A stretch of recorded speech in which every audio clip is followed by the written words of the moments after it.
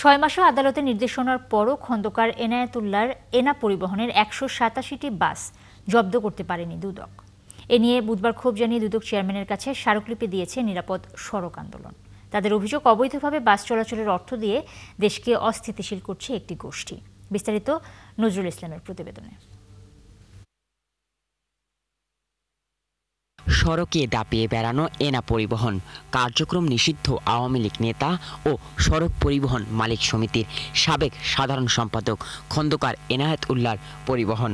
এই নেতার বিরুদ্ধে বিভিন্ন রুটে চলাচলকারী বাস থেকে দৈনিক 1,65,00,000 টাকা চাঁদা আদায়ের অভিযোগে অনুসন্ধানে নামে দুর্নীতি দমন কমিশন।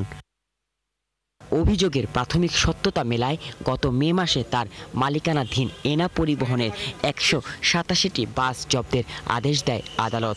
বাসগুলো জব্দ করে বিআরটিসির মাধ্যমে পরিচালনার আদেশ দিলেও তা এখনও বাস্তবায়ন করতে পারেনি দুদক, যা নিয়ে ক্ষোভ জানিয়ে সংস্থাটির চেয়ারম্যানের কাছে বুধবার স্মারকলিপি দেয় নিরাপদ সড়ক আন্দোলনের নেতারা।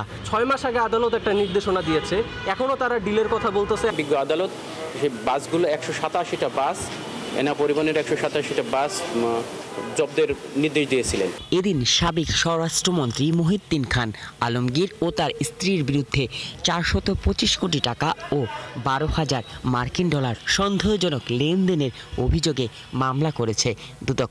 অভিযোগ সংশ্লিষ্ট ডক্টর মহিউদ্দিন খান আলমগীর এবং তাঁর স্ত্রী জনাব সীতারা আলমগীরের বিরুদ্ধে মানি লন্ডারিং প্রতিরোধ আইন 2012 সংশ্লিষ্ট ধারায় এটি মামলা রুজুর সিদ্ধান্ত গৃহীত হয়েছে। এছাড়া ডাচ বাংলা ব্যাংকের খুলনার আড়তঘাট শাখার 50 জন গ্রাহকের 94 লাখ টাকা আত্মসাতের অভিযোগে প্রোপাইটার SM সোহেল মাহমুদ সহ 9 জনের বিরুদ্ধে মামলা করেছে দুর্নীতি দমন কমিশন।